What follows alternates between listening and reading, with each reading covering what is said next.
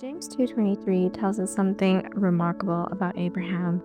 It says that Abraham believed God and it was counted to him for righteousness.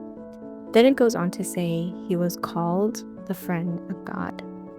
Not servant, not follower, though he was these things, but friend. This raises an important question. What does it actually mean to be a friend of God?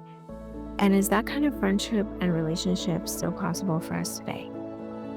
In the book Steps to Christ, we're told that prayer is the opening of the heart to God as to a friend.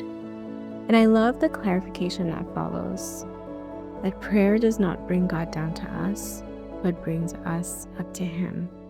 Friendship with God begins here, not with perfect words, not with impressive prayers, but with an open heart. Yet so often when we're struggling or overwhelmed, we've gotten so used to turning to our human friends, and there's nothing wrong with that, don't get me wrong.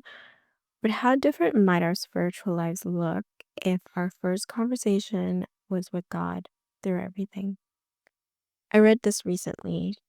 When we are in difficulty, instead of consulting our human best friends first, we should go running to God with our burdens, because He is truly the best friend we could ever have. God desires that closeness. He longs for friendship with us. When scripture calls Abraham a friend of God, it's not describing a quiet, private faith that no one else saw. Abraham was known throughout his land as someone who walked closely with God. To be God's friend means more than just feeling close to Him. It means that God knows we love Him, that He can trust us as we trust Him with our hearts. One of the most striking examples of this is found in Genesis 18. God reveals His plan regarding Sodom, and Abraham begins to reason with him.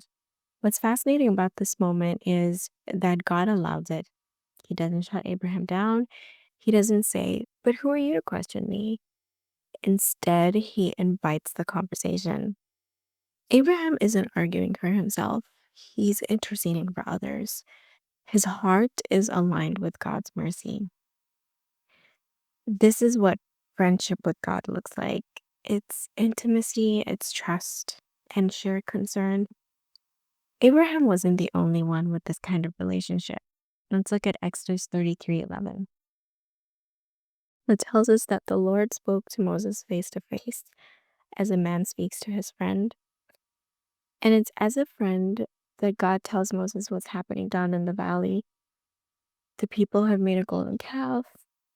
After everything God has done, delivering them from Egypt, providing manna from heaven, bringing water from a rock, still they've doubted Him. Their sin forfeited God's favor, and God's wrath is kindled against them.